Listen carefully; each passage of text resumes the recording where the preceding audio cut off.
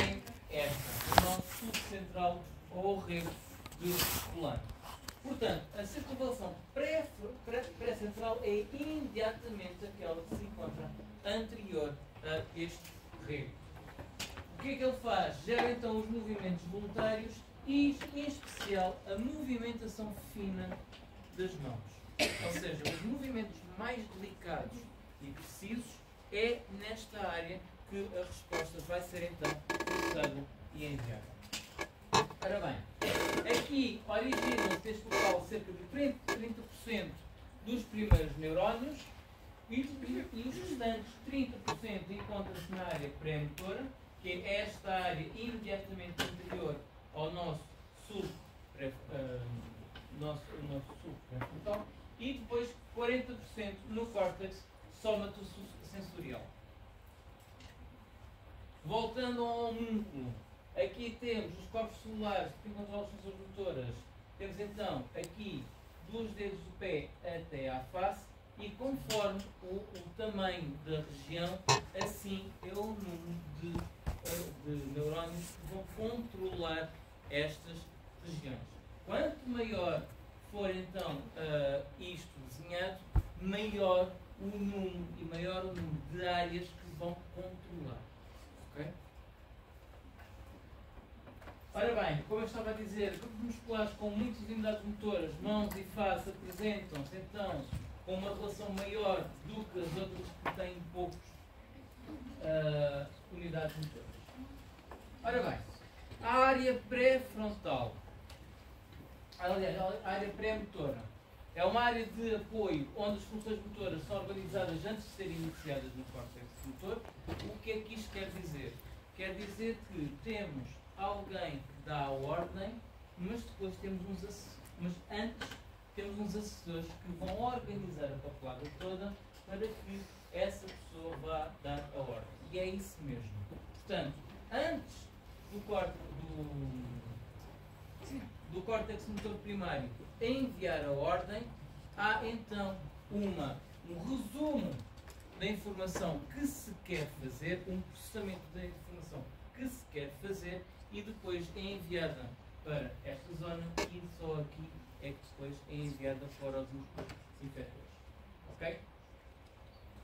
Os potenciais de ação são levados ao primeiro neurónio do córtex motor.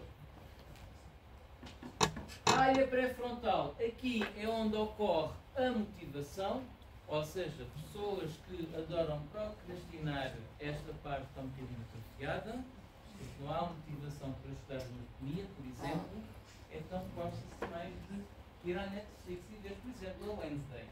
Sim. Lavandinha. Ou então cair no erro de ver a série 1899. Quem nunca, né? Foi o meu fim de semana. Ora bem, portanto, aqui é onde ocorre a motivação e a capacidade de previsão para planear e iniciar movimentos. Aqui também vai haver uma regulação do comportamento emocional e afetivo, e está bastante desenvolvido nos primatas e nos seres humanos. Isto porquê? Porque nós temos a capacidade de planear as coisas antes de fazer. Não vamos no instinto. Às vezes vamos. Mas isso aqui não pensamos. Não usamos esta área. Está bem? E depois temos uma complexidade emocional. Enquanto que os animais têm apenas reações básicas de querer se alimentar-se, de se reproduzir, os seres humanos têm capacidade de ter emoções mais complexas. Desde o amor até à vingança, ok? À raiva. Portanto, temos emoções mais complexas. Ora bem, já sabemos como isto mais ou menos funciona, ok? Vamos agora apanhar os elevadores para descer. Portanto, temos duas principais grupos de vias. Temos as vias diretas, ou aquelas que passam pelo sistema piramidal, ou as vias indiretas, que é aquelas que não passam pelo sistema piramidal, portanto é um sistema extra-piramidal. Portanto, as as vias diretas estão implicadas na manutenção do tónus muscular e no controle da velocidade e precisão dos movimentos finos. Enquanto que as vias indiretas temos um controle menos preciso das funções motoras, em especial à coordenação geral do corpo e à função central da postura. Algumas das vias indiretas colaboram no controle fino e exercido pelas vias diretas. O que é que isto quer dizer? Quer dizer, estas não são as principais pelo controle fino, mas estas controlam as vias diretas, que são responsáveis pelo controle do movimento fino. Ora bem, as vias descendentes, estas situam-se então no corno, na parte posterior ou lateral-posterior, e temos as nossas vias diretas, nomeadamente a corticospinal lateral e a rubrospinal, enquanto que na parte inferior temos todas as outras. Se vocês repararem, as vias diretas não estão só na parte posterior, mas também na parte anterior. Okay? Dividir isto entre posterior e anterior pelos dois grupos não funciona. Ora bem, e então temos estas vias todas. Temos então o feixe córtico-bulbar e o feixe córtico-espinal, que são estas representadas então a cores mais escuro, diria eu. São aquelas que são diretas e vão pelo sistema piramidal.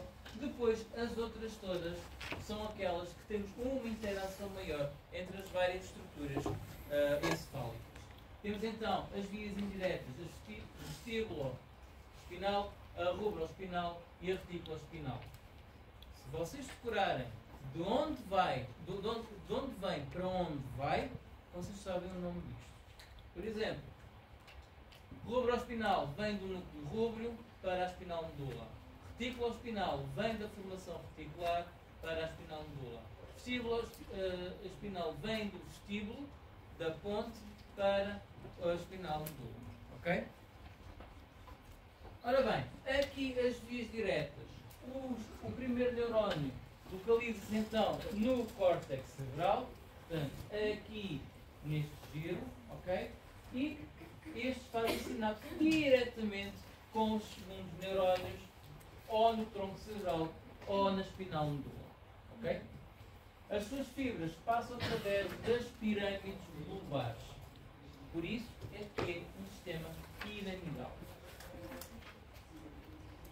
Ora bem, o feixe córtico-espinal tem o controle dos movimentos abaixo da cabeça, enquanto que o feixe córtico-bulbar, ou também denominado feixe geniculado, faz o controle dos movimentos da cabeça e do pescoço. Como vocês podem ver então, temos aqui o feixe córtico-bulbar que vai até ao tronco cerebral, enquanto que o córtico-espinal passa pelo tronco cerebral e vai até à espinal medula. Ok? Ora bem, resumindo e baralhando, temos então os corpos celulares do primeiro neurónio vão depois descer através das cápsulas internas dos pedúnculos cerebrais do mesencéfalo e vão passar pela ponte e pelas pirâmides bulbares. Aqui dá-se duas situações. Ou cerca de 15 a 25% das fibras descem sem decoçar e constituem o feixe córtico-espinhal anterior e só decoçam perto do nível medular em que farão sinapse com o segundo neurónio, ou na parte inferior do bulbo reptiliano, cerca de 75 a 85% das fibras cruzam para o lado oposto e fazem decussão nas pirâmides. Esta última parte, as fibras cruzadas, constituem então o feixe córtico-espinhal lateral. Ora bem, o feixe córtico-espinhal lateral ainda se pode dividir em dois: o lateral propriamente dito e o anterior, e o lateral vai inervar todos os níveis do corpo, enquanto que o anterior inerva apenas o pescoço e os membros superiores. Ora bem, a maior parte das fibras, os primeiros neurónios fazem sinapse com os interneurónios, com os tais neurónios de ligação, na porção lateral da substância cinzenta e central da medula espinal. Os interneurónios depois vão fazer sinapse com os segundos neurónios e isto, o corpo está localizado no corno anterior e inervam fundamentalmente os músculos distais dos membros. Okay? Como vocês podem ver aqui, é este trecho, ele desce, chega aqui através das pirâmides, depulsam para o outro lado, descem pela espinal medula, vão sinapsar então com o interneurónio, o interneurónio depois vai sinapsar com o segundo neurónio e aqui vai então inervar o músculo. Okay? O geniculado, os corpos celulares do primeiro neurónio estão na área primária e pré-motora dos lobos frontais e vão ocupar uma zona mais inferior e lateral em relação ao feixe córtico-espinal. Mas estão a ver, encontra-se mais lateralmente do que em relação ao outro feixe. Okay? Já no tronco cerebral, a maior parte das fibras vão terminar na formação reticular, perto dos núcleos dos nervos cranianos, e os interneurónios penetram nos núcleos dos nervos cranianos, onde fazem sinapse com os segundos neurónios. O que é que isto quer dizer? Quer dizer que este feixe é aquele que vai modular em maior parte as informações enviadas e recebidas pelos nervos dos pares cranianos. Okay? É nesta zona do tronco cerebral que vai haver uma modulação das informações enviadas. Okay? Ora bem, aqui os nervos vão controlar o quê? Os movimentos oculares, da língua, da mastigação, da expressão facial, do palato, da faringe e da laringe.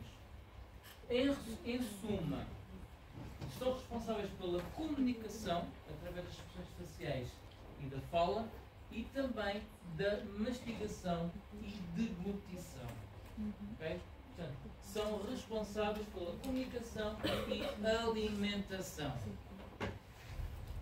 Ora bem, aqui temos um resumo daquilo que eu já disse. Portanto, temos as vias diretas que vão, em grande suma, controlar o tónus muscular e os movimentos conscientes especializados, nomeadamente a especialização fina das mãos. Portanto, dentro das diretas, os feixes córtico-espinhal vão controlar então os movimentos, especialmente das mãos, e a origem, ele parte do córtex cerebral e o segundo neurónio encontra-se no corno anterior da medula espinhal. Se estivermos a falar da parte lateral, o cruzamento em que dá-se na extremidade inferior do bulbo, se for a parte anterior ao nível de emergência do segundo neurónio. A parte do feixe córtico-bulbar, temos então os movimentos da face e da cabeça, parte igualmente do córtex cerebral, mas a sua terminação são dos núcleos motores dos nervos cranianos no tronco cerebral. E o cruzamento varia para os diferentes nervos cranianos. Okay? Consoante o seu nervo, assim temos a decussão em vários níveis. Ou alguns nem vão decussar. As vias indiretas são as vias mais complicadas e os primeiros neurónios motores têm a origem ou no cérebro ou no cerebelo. Portanto, já não é exclusivamente do córtex motor, mas aqui já pode vir também do cerebelo. E vão fazer sinapse com alguns núcleos intermédios, que são as nossas vias indiretas. Portanto, são 4 feixes. Temos o feixe rubro-espinhal, espinhais, o retículo-espinhal e o teto-espinhal. O rubro-espinhal, o que é que ele faz? Desempenha um papel fundamental na regulamentação do controle do motor fino dos músculos da pressão distal dos membros superiores, traduzindo, vai controlar quem controla a motorização fina das mãos. Okay? E os primeiros neurónios iniciam-se no núcleo rubro. Daí o nome rubroespinhal.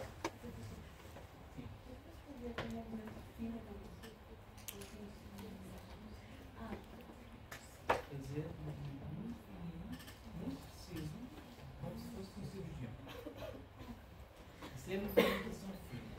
Movimentação grossa e grosseira é habilitante. Okay? Portanto, neste feixe, os primeiros neurónios começam no núcleo rubro e vão decussar no mesencéfalo e vão descer pelo cordão lateral da espinal medula. Os feixes vestibulo-espinhais, estes são aqueles que vão controlar quem faz a manutenção da postura através dos músculos do tronco e segmentos proximais dos membros superiores e inferiores. Aqui os primeiros neurónios partem do núcleo vestibular e eles vão descer no cordão anterior e vão fazer sinapse na porção centromedial da substância cinzenta da espinal medula. O feixe reticuloespinhal. Aqui os músculos tensores do tronco e porção proximal dos membros inferiores é o que ele vai controlar ou modular esta informação. E isto faz, no fundo, fazer a nossa manutenção da postura ereta. Aqui temos então duas vias, ok? Dentro desta, temos esta que é um núcleo reticular e temos esta que é o núcleo gigante ou celular, que é o outro núcleo reticular, ok? Ora bem, aqui os primeiros neurónios iniciam-se na formação reticular da ponte e do bulbo raquidiano para vos recordar que a formação reticular, a substância reticular, não é um ponto preciso, mas encontra-se disperso no bulbo raquidiano e na ponte. Okay? Aqui, os axónios vão descer então no cordão lateral da espinal medula e vão sinapsar na porção ventromedial da substância cinzenta na medula espinhal. Por último, das vias indiretas, temos então os feixes tetoespinhais e aqui vão controlar então os músculos da cabeça, olhos, tronco e membros superiores e faz também a orientação sensorial e motora decorrentes dos reflexos visuais. O que é que isto quer dizer? Quer dizer que, imaginem que vocês estão num túnel e de repente saem do túnel e está um sol abrasador. O que é que vocês fazem? Não é? Caludos. Portanto, reflexos visuais, isto pode dar uma resposta automática para proteger os olhos. Por exemplo, ok? Portanto, é este feixe que vai modular esta resposta em relação aos reflexos visuais.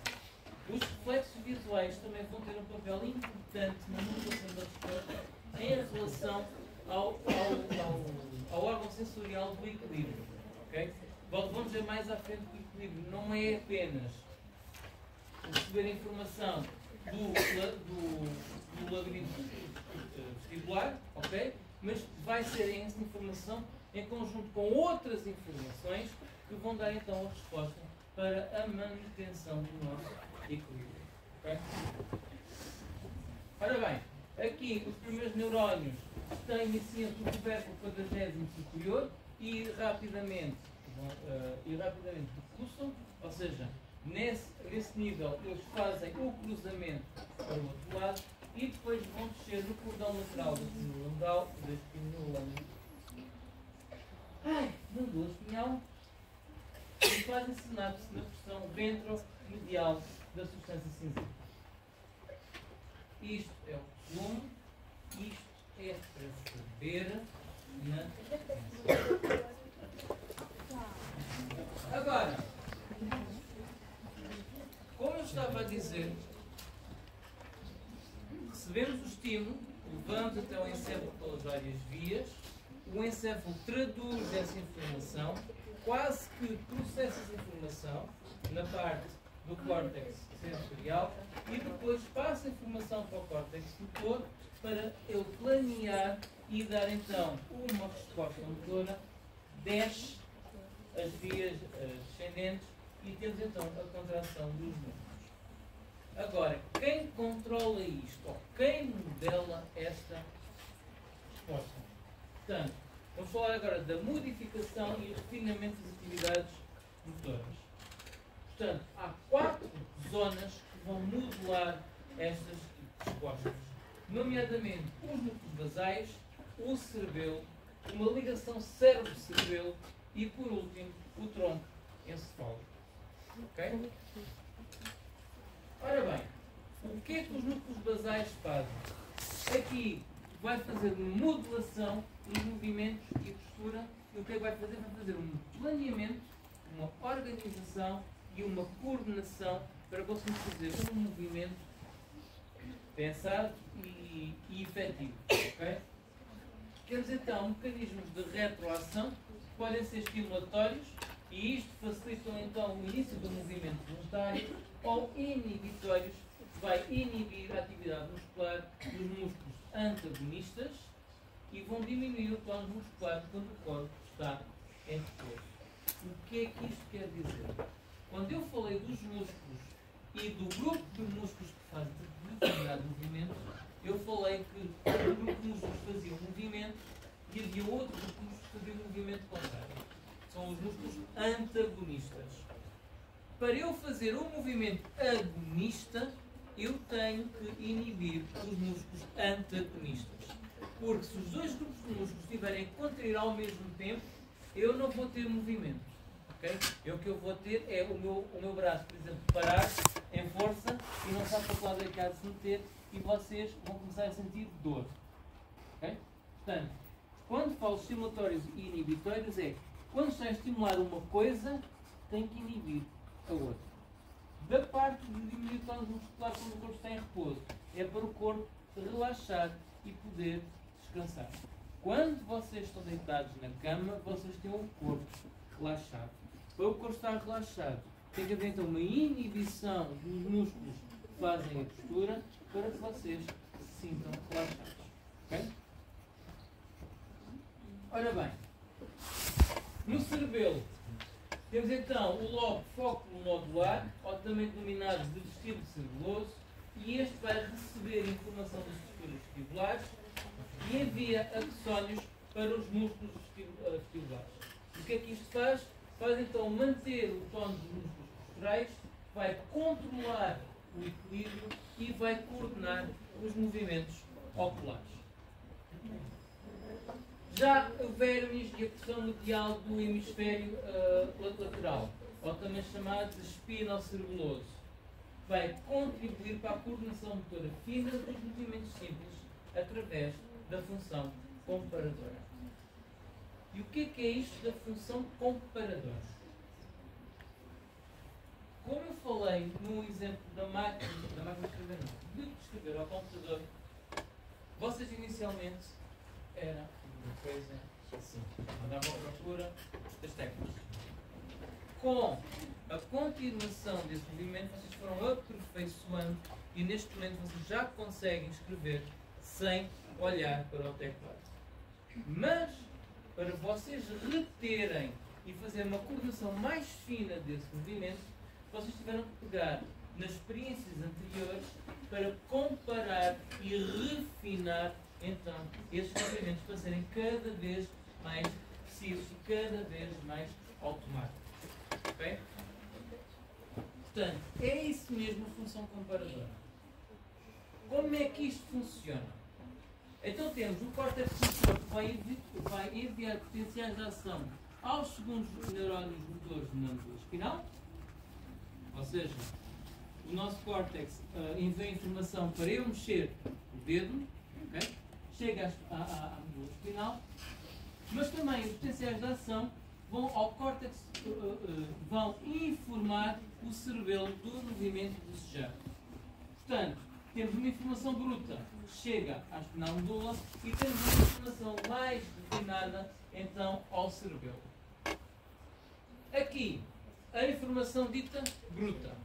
chega então à espinal medula e vão sinapsar com os neurónios para fazer a contração muscular. Ok? E eles fazem. Como vimos na primeira parte desta aula, há uns receptores que são os órgãos articulares de Golgi, que fazem então, captam o estiramento muscular. Portanto, quando o músculo está a contrair, temos informação de como é que ele está a contrair e da quantidade de força que ele está a exercer.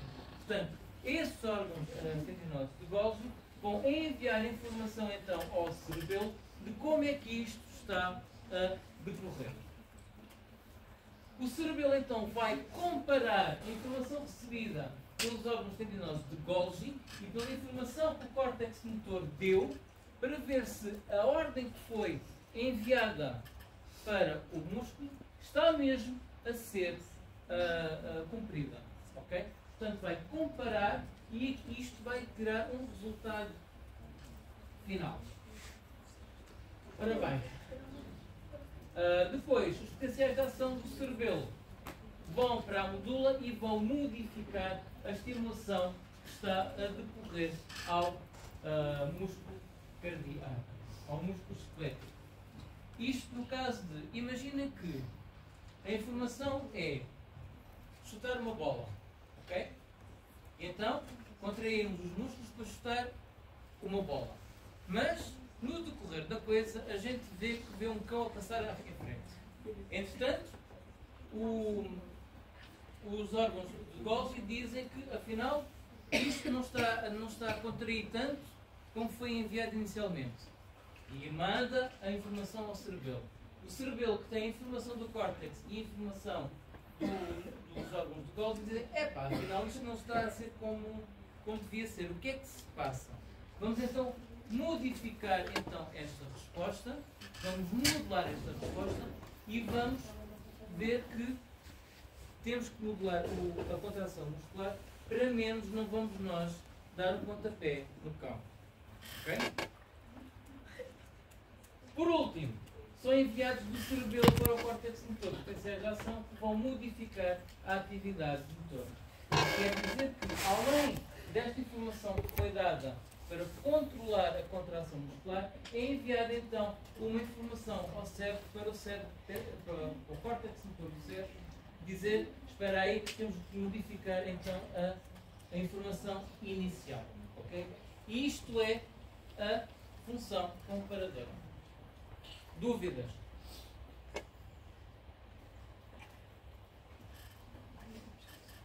Quem é que me quer resumir isto?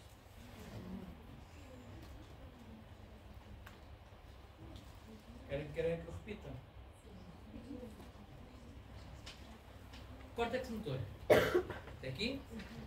Córtex motor diz: vai movimentar a mão. Então segue o plano original, envia os potenciais de ação. Elas descem pelas vias descendentes, chegam à espinal medula. Da espinal medula, então vão se sinapsar com os segundos neurónios motores. Os segundos neurónios motores vão enviar a informação para o músculo e o músculo faz então a contração e eu estou a contrair a mão. Okay? Ao contrair a mão, os órgãos de Golgi, que estão nos tendões, veem o estiramento do músculo, a força que o músculo está a ser contraído e envia essa informação para o cerebelo. Dúvidas até aqui? Não. Quando a informação estava a descer pelas vias descendentes, havia uma outra informação que estava a ir para o cerebelo, que era a informação inicial que se deu aos músculos. Ou seja, vocês vão se contrair cerca de 75% em determinada direção. E esta é a informação que vem do córtex motor.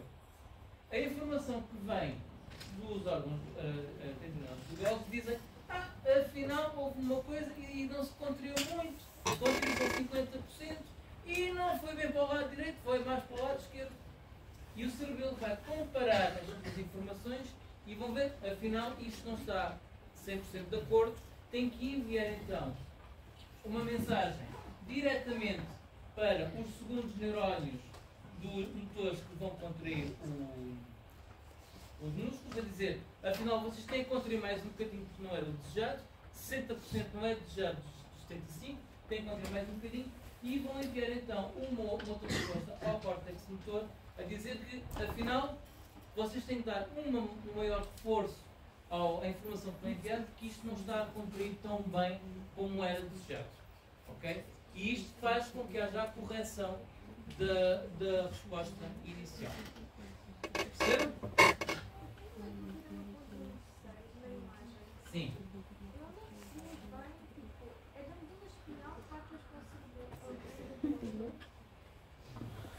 Temos o córtex motor, envia dois sinais. Um para a espinal medula, que vai para o segundo neurónio, que depois vai contrair o músculo. São as vias normais. E envia um outro sinal para o cerebelo. O cerebelo é aquele que vai fazer o controle daquilo que estamos a fazer. Bem? Pronto. Os órgãos tendinosos recebem informação da contração muscular, de como é que a informação inicial está a decorrer, ou seja, eu dou a informação para contrair a mão, só que a mão, por exemplo, não contrai como eu queria, e eles dizem em que posição é que está, como é que está a contrair, e mandam a informação para o cerebelo. Okay? Aqui o cerebelo compara as duas informações e vê que não estão ajustadas. Portanto, ele vai dar duas informações. Primeiro, uma informação mais rápida que vai até ao segundo neurónio para tentar corrigir, para se aproximar à primeira informação, e depois vai dar um outro que passa pelo tálamo e depois vai ao córtex motor, que é para dizer que vocês têm que reforçar a informação. Ok? Portanto, é uma função comparadora e de controle.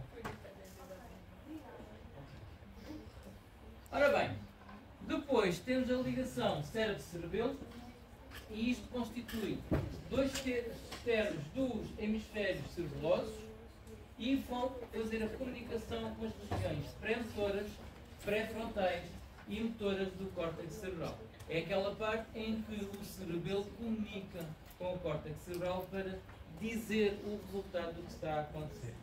Portanto, esta parte do certo. Ok? Ora bem, aqui participam então no planeamento e execução das atividades motoras rápidas e complexas e está envolvido nas funções cognitivas com o ritmo. Portanto, quem dança esta parte deve estar mais desenvolvida. Ok? A minha não está. A conceptualização de intervalos de tempo, ou seja, já tem na memória mais ou menos a quantidade de tempo, sabe mais ou menos a quantidade de 5 minutos, por exemplo.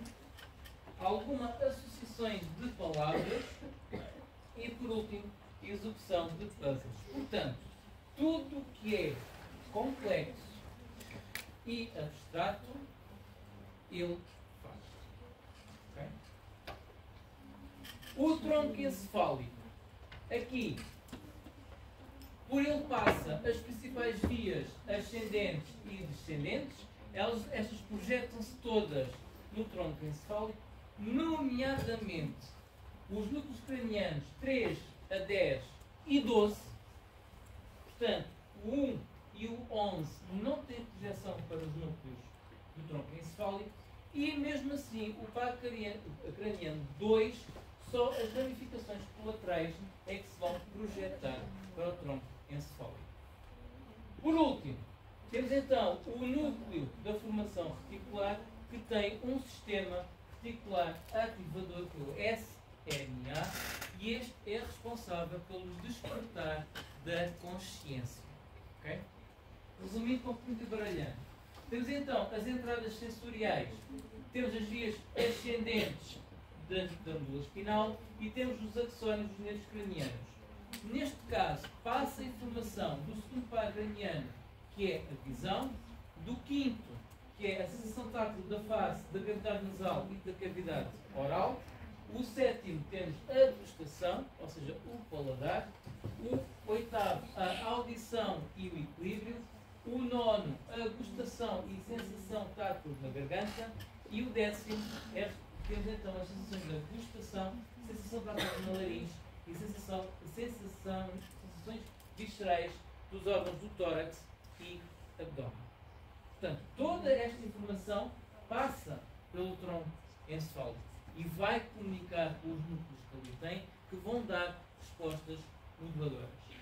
Na parte motora, temos dois tipos, os somáticos e os parasimpáticos. Em relação aos somáticos, aqui podem provocar reflexos aqui. O terceiro, quarto e sexto estão responsáveis pelos estímulos e reflexos dos movimentos oculares. Portanto, a parte consciente somática é consciente dos movimentos oculares. O par nono tem a ver com os reflexos do pescoço aos estímulos visuais e auditivos. O que é que isto quer dizer? Quer dizer que vocês estão a andar na rua e ouvem o vosso nome. O que é que vocês fazem? Né? O que é que vocês fazem? Isto é uma resposta moduladora que o tronco encefálico faz. Isto às vezes é mais forte do que vocês.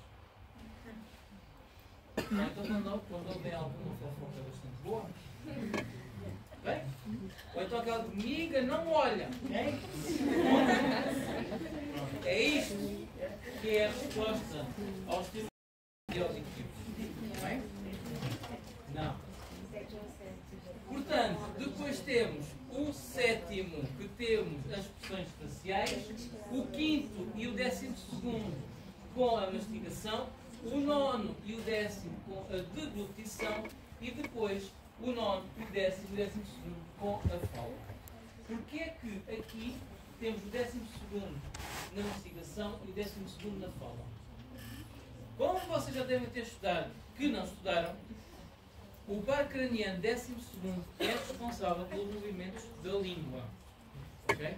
Portanto, vocês precisam da língua para movimentar os movimentos da boca, para ajudar na mastigação, mas também precisam da língua para alterar a sua forma, para alterar a fonética da cavidade oral, que vos permite falar diversos sons. Ok? A parte parasimpática. Temos então o núcleo do par craniano 3, que faz a constrição da pupila. É exatamente quando vocês estão a sair do túnel e vê um grande clarão, a vossa pupila vai contrair para que não entre demasiada luz para dentro do olho. O quinto pode dar reflexo de espirro. Se tem toda a parte sensitiva da cavidade nasal, alguma coisa que perturbe o bom funcionamento da cavidade nasal vai provocar então o espirro. O sétimo e nono vão estimular a salivação, desculpem, o sétimo e o 10º vão estimular a salivação, porque eles estão ligados então às glândulas salivares e às glândulas orais. Depois temos o nono, que tem a atividade da parte da laringe e da faringe, que pode fazer o reflexo do vômito e da tosse. E depois o 10º, que é o vago, tem então a função vitais e que tem toda a parte parasimpática do sistema autónomo, que temos então a frequência cardíaca, pressão arterial, respiração e digestão. Outras funções. Vamos falar destas muito por alto, porque cada uma delas dá um curso. Está bem? Portanto, isto é muito por alto. Temos então a fala, o córtex cerebral esquerdo contra o córtex cerebral direito. Vamos falar então das atividades elétricas cerebral e do sono, da memória e do sistema límbico propriamente dito. A fala. Como vocês sabem, na maioria das pessoas, a fala localiza-se apenas no córtex esquerdo, nomeadamente nesta área tem o nome de área de Wernicke. E esta área é responsável por formular o discurso.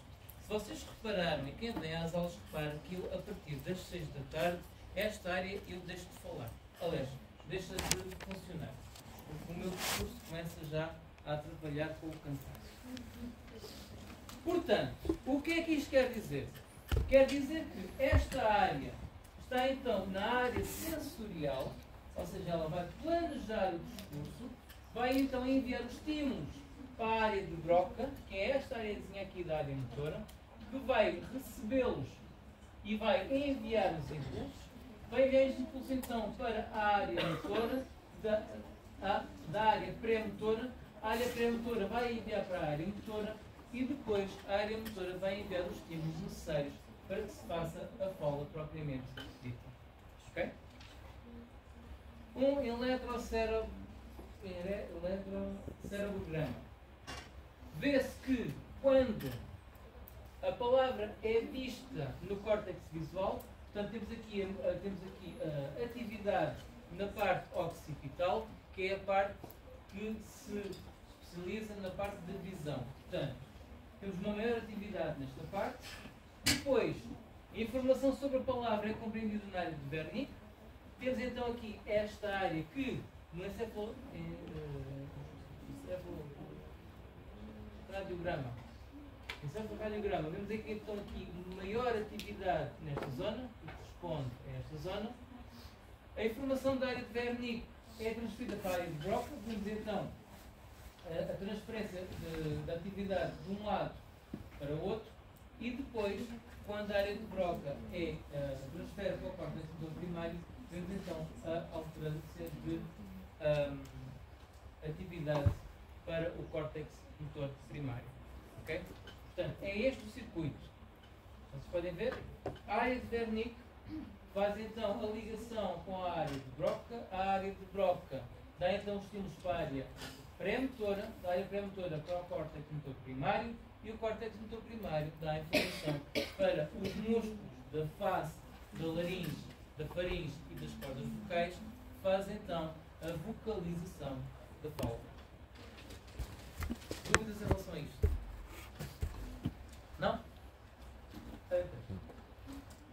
Ora, córtex esquerdo contra córtex direito. As pessoas não são todas iguais. Por exemplo, quem é que escreve com a mão direita? Quem é que escreve com a mão esquerda? Portanto, posso dizer que há um predomínio do hemisfério em relação ao outro. Nós sabemos que o hemisfério esquerdo controla a parte direita, o hemisfério direito controla a parte esquerda. Além disso, o hemisfério esquerdo tem capacidades diferentes do hemisfério direito. No hemisfério direito é melhor que o esquerdo e o esquerdo é melhor que o direito. São apenas diferentes.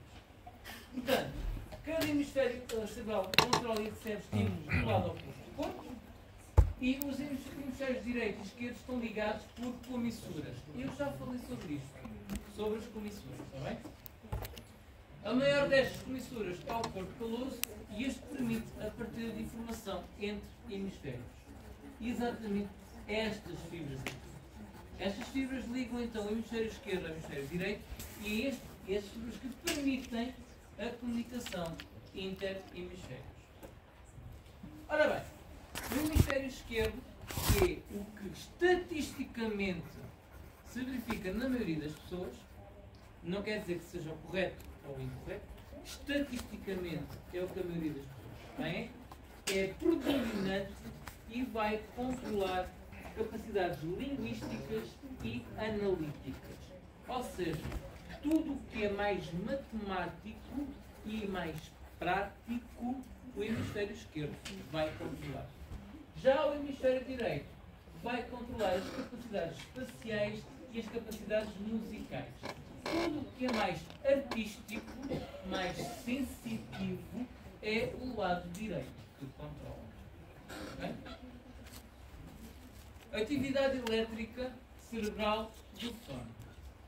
Temos aqui então os eletroencefalogramas, como vocês veem, e eles registram a atividade cerebral sob a forma de 4 ondas: a alfa, a beta, a teta e a delta. Okay? Enquanto que a beta é aquela que a gente se verifica quando estamos em estado consciente e de alerta, a alfa é aquela que varia entre o estar consciente e inconsciente. Quem nunca estava no sofá e deixou-se dormir e está a ter um sonho e que de repente cai. E uma pessoa acorda, desamparada, e que se estiver ao lado, na ponta do sofá, cai mesmo. Nem quem nunca. Isto é o quê? A fase alfa é isto. É esta fase de entre o sono e a fase consciente, em que estamos a sonhar, mas que estamos também em alerta. Ou seja, não estamos completamente conscientes, não estamos completamente inconscientes. Temos então depois as ondas θ, que aqui já é sobre uma fase de meditação profunda e inconsciente, e por último, as delta, que são aquelas onde dormimos profundamente. Pode haver um terremoto, pode haver um tsunami, que nada me faz acordar. É quando estou nesta fase. Okay? Ora bem, algumas perturbações encefálicas podem ser detectadas no eletroencefalograma e os padrões de sono caracterizam-se por eletroencefalogramas específicos. Por exemplo,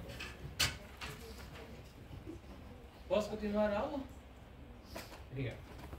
Portanto, temos aqui os estágios, temos aqui então a parte alfa, beta, teta e delta, e vocês podem ver que durante o vosso sono, aqui tem um sono de 7 horas e meia, sobretudo, e vocês veem que estão no estado de acordado e vão passando pelas várias ondas. Esta parte aqui, a parte REM, é a parte onde vocês sonham e vocês têm movimentos oculares bastante oscilantes. Okay? Como vocês podem ver, vocês inicialmente adormecem profundamente, voltam a este estado em que têm movimentos rápidos nos olhos, voltam outra vez a dormir profundamente, voltam a este estado e isto vai diminuindo até acordar. Este estado, que é o estado de movimentação rápida dos olhos, é o estado em que vocês estão entre o consciente e o inconsciente. É onde vocês estão com as ondas alfa. Okay? Normalmente, os sonhos, vocês só se lembram dos últimos cerca de 2 minutos de sonho. Okay? Quando vocês acordam e pensam, eu sonhei que estava para 3 trilogias, foram só 2 minutos, está bem? O resto vocês não se lembram. E mesmo assim há quem não se lembre dos últimos 2 minutos.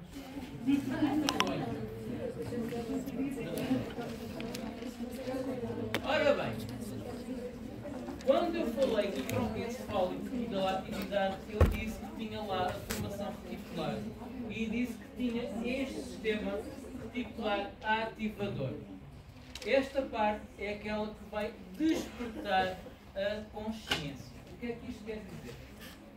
O sistema reticular ativador está difundido no tronco encefálico, porque a substância reticular está dispersa como se fosse uma nuvem, e isto vai regular as funções motoras cíclicas, nomeadamente o sono-vigília. Está bem? As ramificações colaterais dos neurónios do tracto trigêmeo-talâmico projetam-se para a formação reticular e isto vai estimular a vigília e consciência e o ciclo do sono-vigília. Como eu vos mostrei que no tronco encefálico passam todos os centros de resposta moduladora de quase todos os pares cranianos, elas vão se tocar então na formação reticular. O que é que isto quer dizer? Quer dizer que, se vocês estiverem a dormir, se houver um estímulo visual ou um estímulo auditivo, vocês podem ativar este sistema reticular ativador e saem da parte do sono e ficam acordados. Da mesma maneira que vocês estão bem na vida, a andar bem na vida e ouvem um som de explosão, isto vai ativar o estado de consciência. Alguém aqui teve alguma situação limite? Um acidente? Então é assim, normalmente as pessoas que passam por situações de limite, das duas uma, ou ficam em estado de choque e não conseguem fazer nada, e têm este sistema reticular ativador bloqueado, ou então a pessoa tem um sangue frio do caraças. E é quando tem muita consciência e está completamente lúcida e sabe o que fazer. Nem ela sabe medicina, já ela está a exercer medicina. É quando tem um sistema reticular ativador.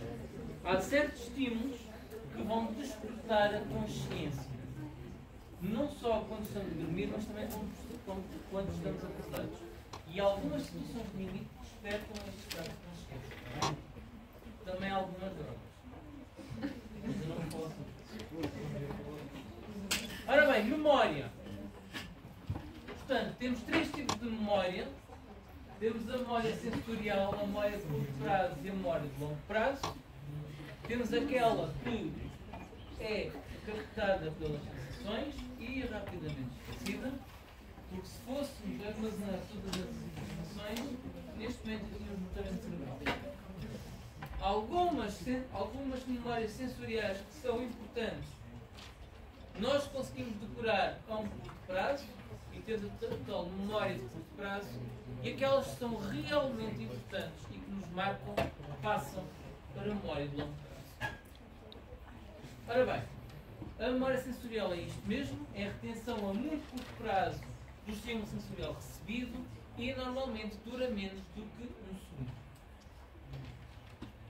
A memória de curto prazo, ou também denominada de memória primária, é quando a memória sensorial é considerada valiosa e aqui a informação é retida durante alguns minutos.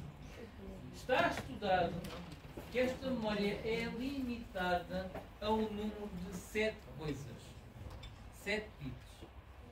Ou seja, se eu vos der um número com 8 dígitos, para vocês decorarem em 10 segundos, garantidamente, vocês não vão decorar. Mas se eu der um número, por exemplo, de 5 dígitos, vocês decoram. Ok? Portanto, esta memória está limitada a 7 bits, a 7 coisas. Claro que vocês podem... Ai. Não é aprender. Não era aperfeiçoar, mas sincero. Podem aperfeiçoar isto e podem fazer exercícios para que cada vez mais consigam ter uma maior memória a curto prazo. Memória a longo prazo divide-se em duas memórias. Temos então a memória explícita, ou também denominada de memória declarativa, e temos a memória implícita, ou também denominada de memória processual. A declarativa envolve retenção de fatos como nomes, datas e locais. A minha não funciona. E está armazenada no hipocampo e no núcleo amigdalino. Enquanto que a processual envolve o desenvolvimento de perícias, ou seja, de coisas mais complexas, como o andar de bicicleta, o tocar piano e também o digitar no teclado. Ok? Portanto, conforme vocês vão... o termo? Praticando, boa. Conforme vão praticando, assim vão retendo esta memória que vos vai fazendo automatização do digitar no teclado. Okay? Aqui, esta memória não está armazenada nem no hipocampo, nem no núcleo amigdalino, mas sim no cérebro, no cerebelo e na área pré-motora do cérebro. As tais zonas em que vão compilar a informação e vão dar para o córtex motor para ele fazer então a informação para movimentar o músculo.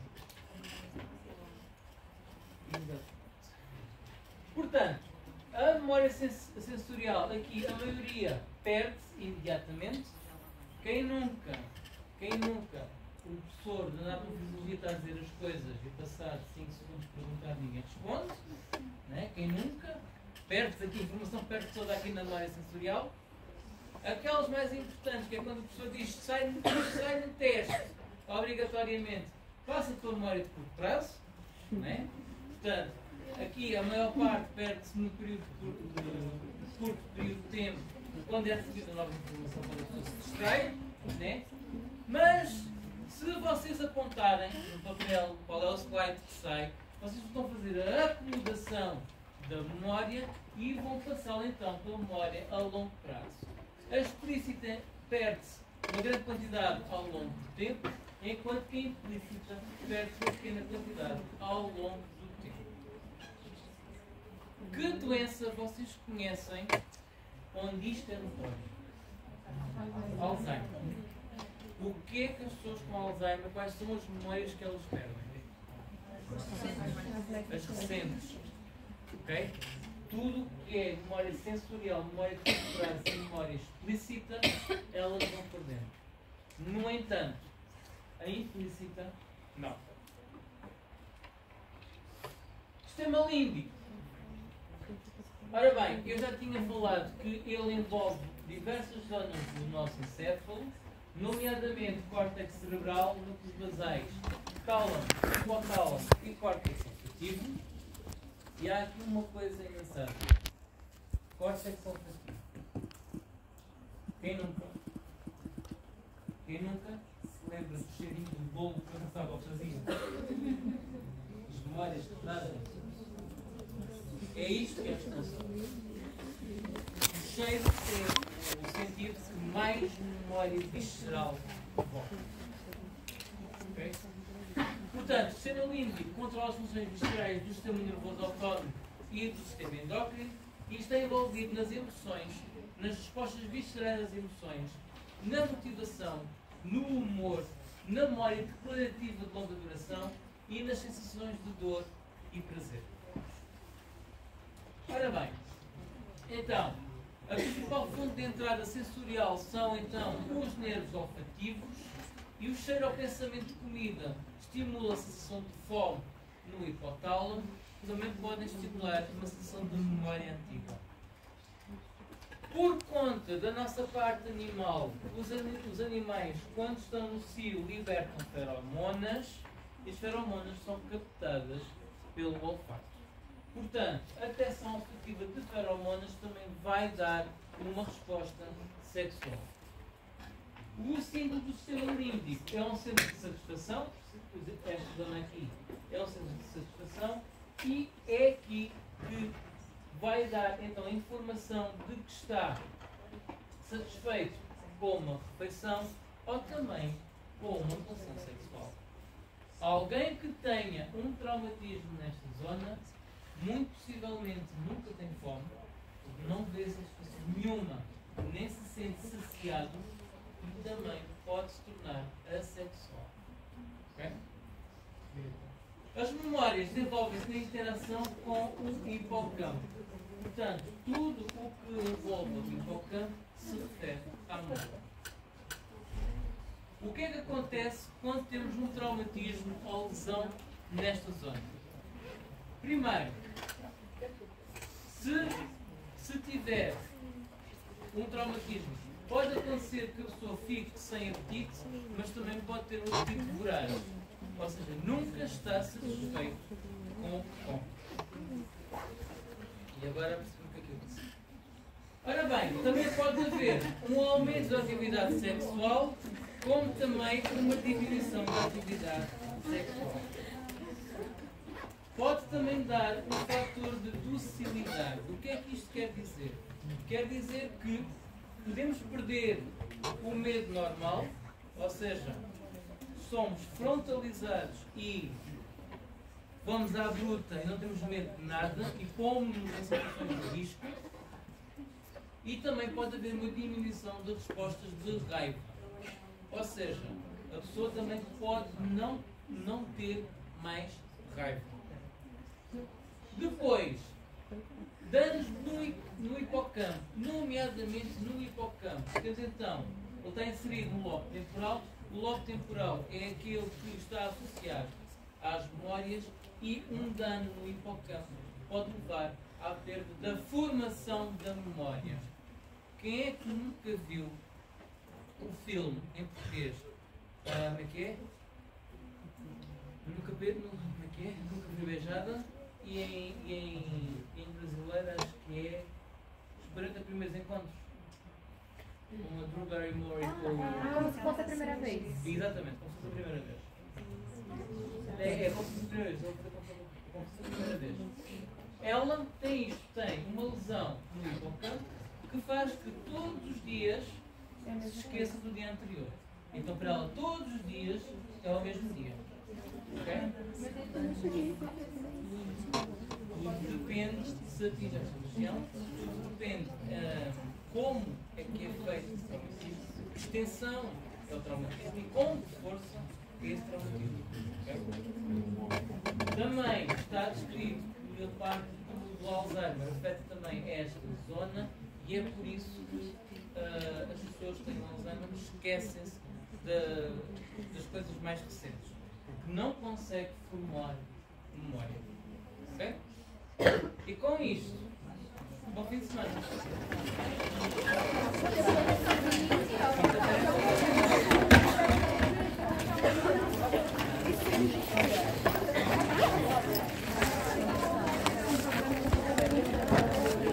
Não.